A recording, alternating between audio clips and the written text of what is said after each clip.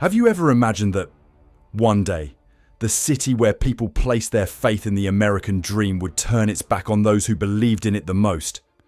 Well, in Oakland, that has actually happened. We've been under siege for years.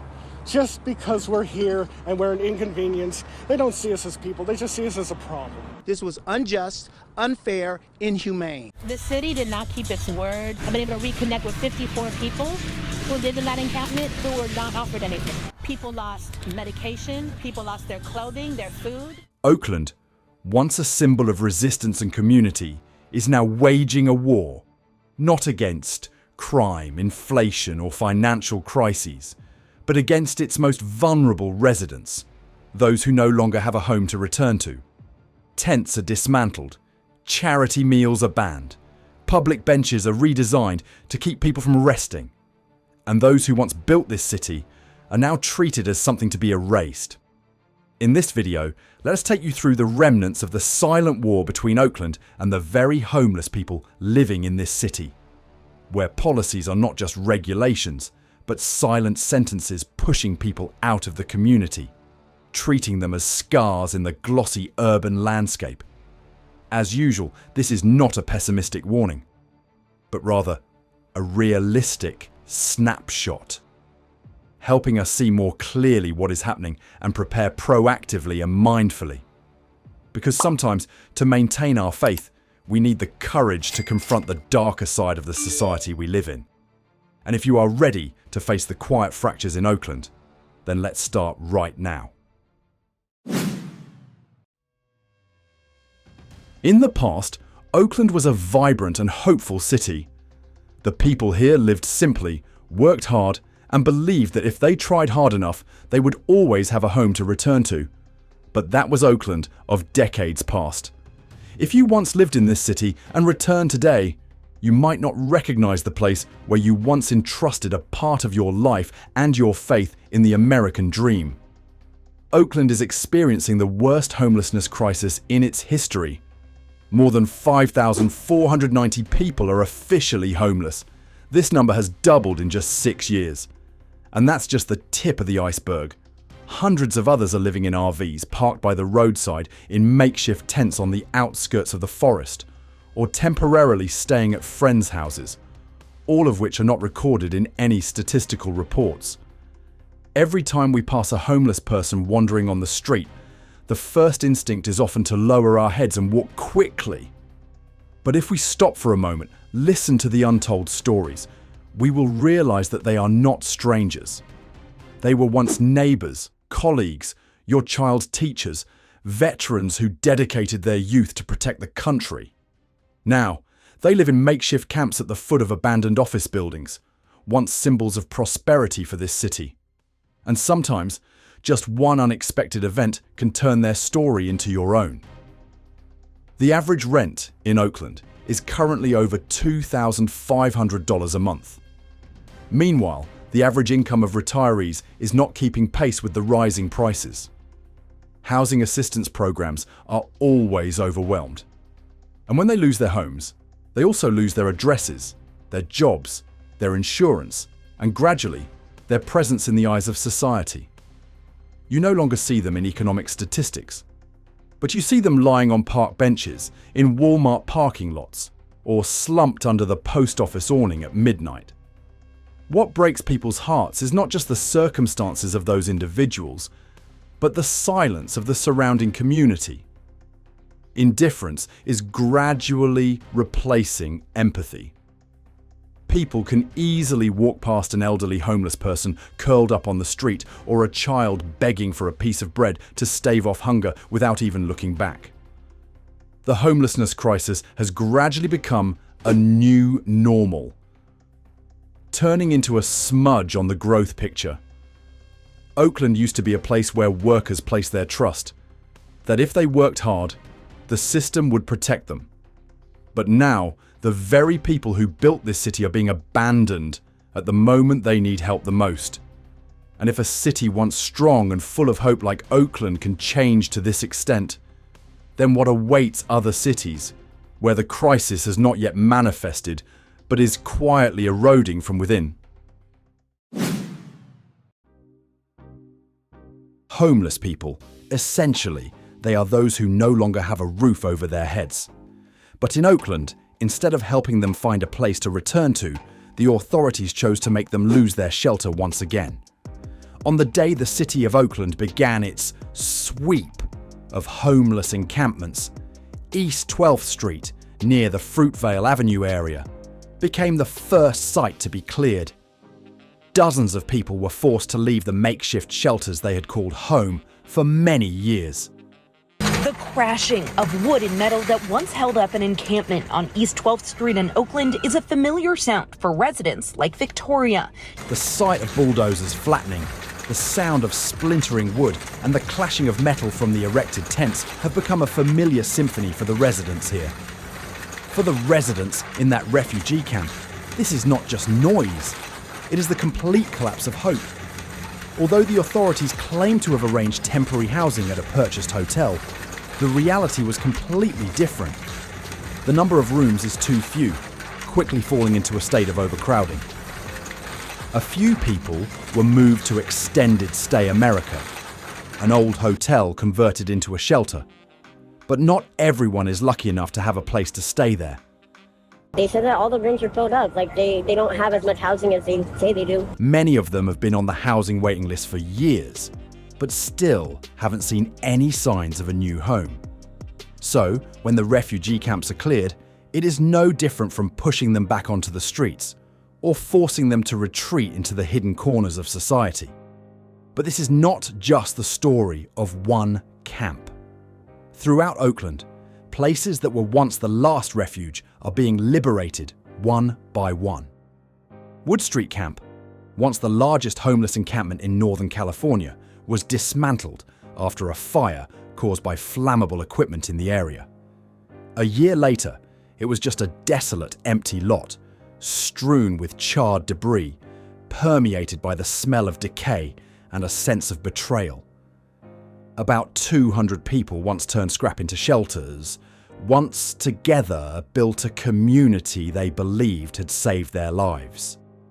Then, one by one, the bulldozers coldly rolled in, crushing everything they had built over the years to make way for commercial development plans. But the only thing that was truly cleared away was not the trash, but the dignity of the people who once called that place home. In the eyes of some local business owners, clearing out the homeless encampments is necessary to protect their business operations. But even they have to admit, the real root of the problem has not yet been addressed. Today, the camp is dismantled. Tomorrow, another one springs up. Residents and volunteer groups are weary of witnessing a prolonged cycle, where people pushed to the brink can only rebuild makeshift shelters after being swept away like trash. Mad, frustrated, traumatized. The authorities call it a solution to the homelessness problem. But for those living in such conditions, it is merely the erasure of a part of their life filled with pain and the struggle to survive. Each cleanup campaign not only takes away a few pieces of wood and some sleeping bags, but also sweeps away the trust and existence of people in the eyes of society. They gradually become invisible, not recognized in the report, no place in the community, no longer present in the conscience of a city once built by the very hands of laborers like them. So, are we solving the crisis, or just learning how to turn a blind eye to it?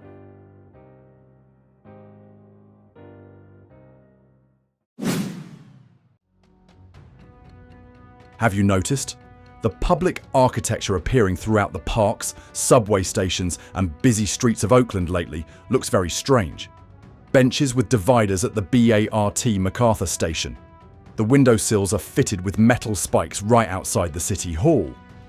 Or the large stones decorating randomly under the overpass. For some people, that could be modern urban art. But the true purposes behind these designs might leave you astonished. They were not built for beauty or utility.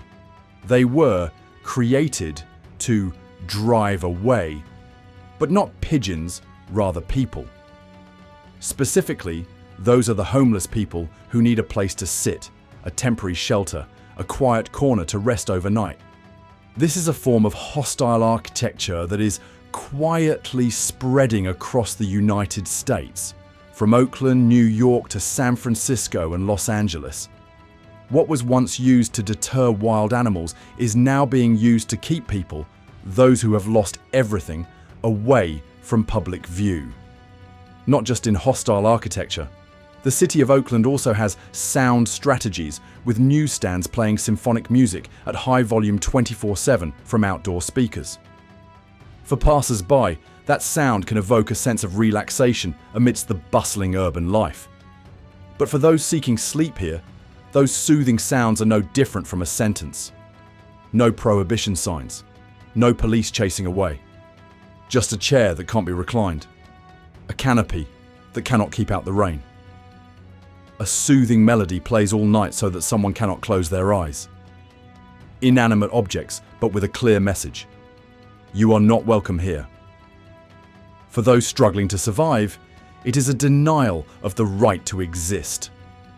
They not only lose their homes, but are also erased from public spaces, from society's view, from the sense of belonging to a community. What's more, it's not just the homeless who feel hurt. Even ordinary residents have expressed discomfort with those cold designs.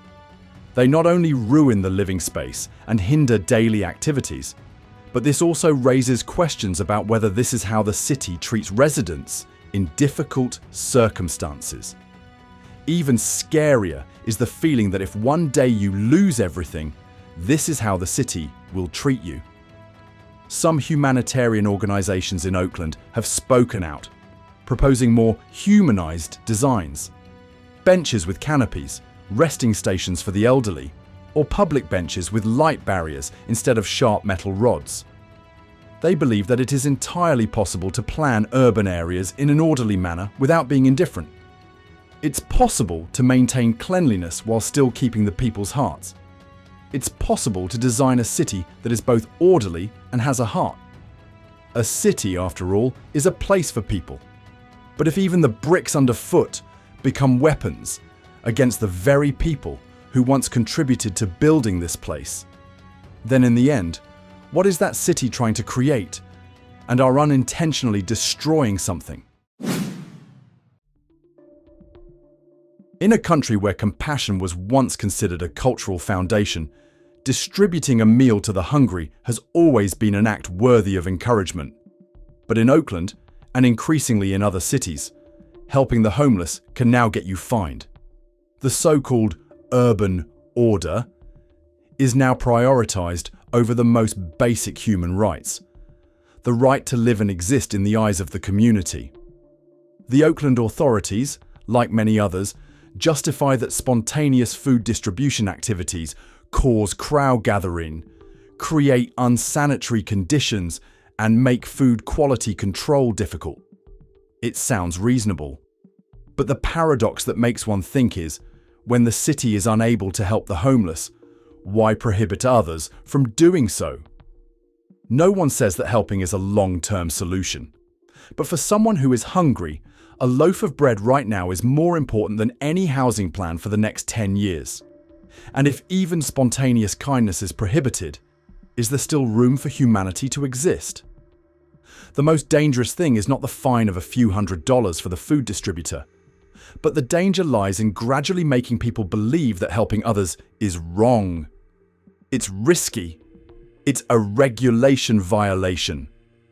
In some other cities, instead of banning, people choose to cooperate by quickly granting permits to volunteer groups, providing safe distribution locations, and even sponsoring meals for the community. These models show that kindness doesn't have to choose between spontaneity and chaos. It can be supported, coordinated, and promoted. But in Oakland, that remains a luxury. And if even kindness is regulated by bans and citations, what is left in us, and in this city, that can be called humane?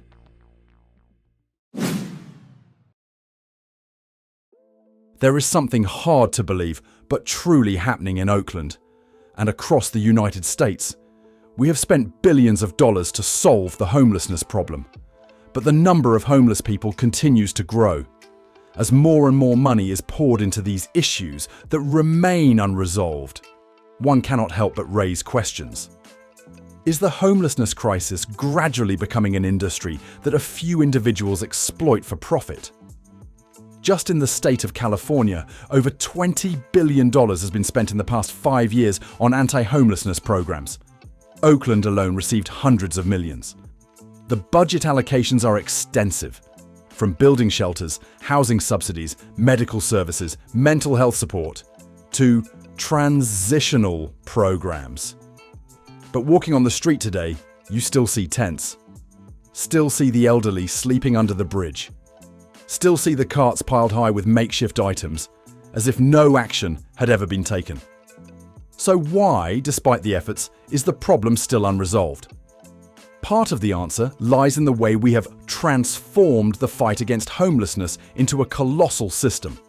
Agencies, projects, contractors, consultants, training sessions, mountains of administrative paperwork, but lacking the most fundamental thing, a roof over one's head. The fund is approved, the money is dispersed, reports are printed in volumes, but those in need still can't find a decent place to sleep overnight.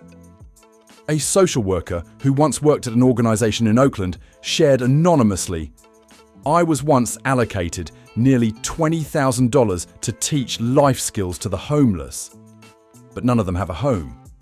Teaching them to write a CV when they don't even have an address to put on the job application." Many contracts are awarded to third parties, with project management costs reaching 30 to 40% of the budget. Experimental programs are continuously launched, then changed, then terminated. Meanwhile, those who truly need help only receive a few counselling sessions, a housing voucher, pending approval for 6 months, and empty words like, "We're doing our best." And when too many people depend on solving homelessness to maintain their jobs, are we building an ecosystem around a problem that should be eradicated? Of course, not everyone is profiting from it. There are still social workers, volunteers, and frontline doctors working day and night under overloaded conditions. But they themselves are also exhausted in a system that prioritizes process over efficiency. When the budget is allocated more towards paperwork management instead of building real housing, the poor continue to be left out. We used to believe that if the government had a budget, if society had goodwill, if there were enough programs, then no one would have to sleep on the streets. But the reality is saying the opposite. And the frightening thing is not that the system fails, but that it operates exactly as it was designed, maintaining the problem long enough for it to survive. If a system exists by keeping the problem from ever being solved, are we trying to heal or just feeding a disease?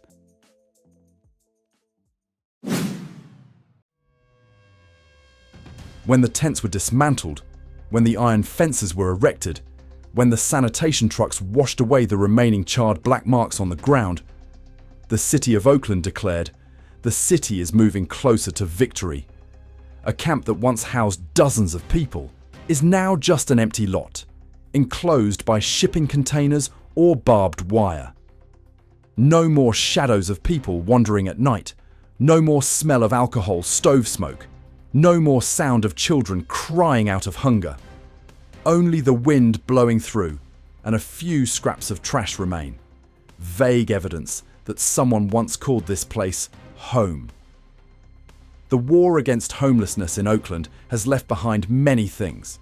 Hundreds of pages of reports, media campaigns, budgets spent line by line, images of a cleaner, prettier city in the morning news. But the things that aren't counted are the real remnants. The city protects the right to public safety by preventing people from distributing food, protecting urban infrastructure by installing sharp spikes under awnings, protecting the image of the city by relocating the camps as if they were waste. But what is not being protected is the people. those who have lived, worked, and devoted their entire lives here. But the most painful thing is, after each cleanup, nothing changes, except for their location. They still live in darkness, only now no one remembers the name of their old camp anymore. Every time they are cleansed, it is a time history is erased. The remnants of the war still reside in people's hearts. The people of Oakland, who once opened their hearts and offered help, are now gradually withdrawing. Not because of indifference, but because they don't know how to help in a system that is always prohibitive. They have seen the charity food distributors being punished, seeing the places distributing blankets being shut down, seeing housing promises delayed year after year. At some point, they learn to turn away, not because they no longer feel pity, but because their compassion is worn down day by a sense of helplessness. And then, even more terrifying, is the familiarity. We have become too accustomed to seeing homeless people lying by the roadside, too accustomed to stepping over them to enter the supermarket, too accustomed to quietly turning up the music in the car to drown out the sound of begging at the red light intersection. When the presence of the homeless no longer shocks, it means indifference has become the norm. No one wins in this battle. The authorities announced that they had successfully cleared the area. The residents no longer see tents in front of their houses, but the homeless are still there, just in a different place, farther away, more hidden, more desperate. And the community, once known as neighborhood ties, the humanitarian city, the homeland of solidarity, is no longer intact as it once was. Perhaps the scariest thing is not that there are too many people without homes, but rather a society gradually accepting that there will always be people without homes, that it's nobody's fault, that it is inevitable. But when we accept the sight of an elderly person sleeping on the sidewalk as part of the city's landscape, perhaps the only thing that is truly being lost is us. And if the peace of a city requires the complete erasure of the existence of its most vulnerable, then the most painful question to ask is, what are we protecting? And what are we sacrificing?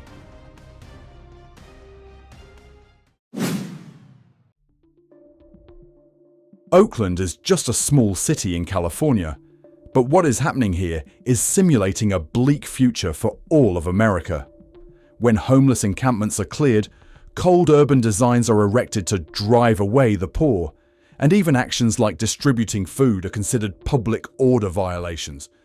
These are no longer efforts to address the crisis, but a strategy to make the presence of the homeless disappear from sight.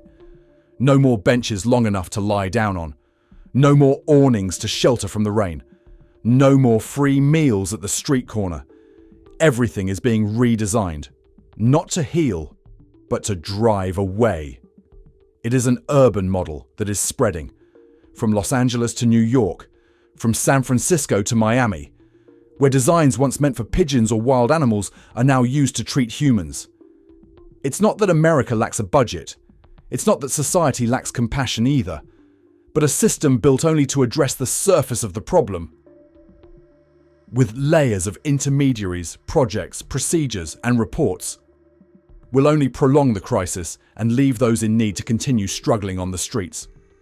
When a city like Oakland, with hundreds of millions of dollars in budget, along with support from state and federal levels, still cannot protect the most vulnerable, the bigger question that needs to be asked is, what will the next city do? And if this cycle doesn't stop, who among us will be the next to be left behind? We have walked through the streets that were once the pride of Oakland, where the sounds of hope echoed for families who lived by the sweat of their brow. Now, those roads still exist, but the memories have faded. The homeless are still there, but they are gradually fading from public consciousness, like a shadow that everyone has learned to ignore. Perhaps what troubles us is not how many homeless people there are, but the fact that an entire society is gradually getting used to the existence of poverty, coldness, and loneliness, as if it were an indispensable part of the modern city. No one wants to become homeless. No one chooses to live on the fringes of society. But when helping hands are tied, when kindness also requires a permit, when billions of dollars are spent, yet people still lie in the streets, then what needs to be reconsidered is not just the policies, but our collective conscience. What do you think about the battle between the homeless and Oakland? Please share your thoughts in the comments section. Don't forget to like, share, and subscribe to support the channel and stay updated with our latest videos. Thank you for watching, and see you in the next video. This video is created for the purpose of analysis, exploration, and sparking community thought, based on public data, official sources, and true accounts. We do not represent any political organizations or government agencies, and we do not intend to incite, distort, or mislead.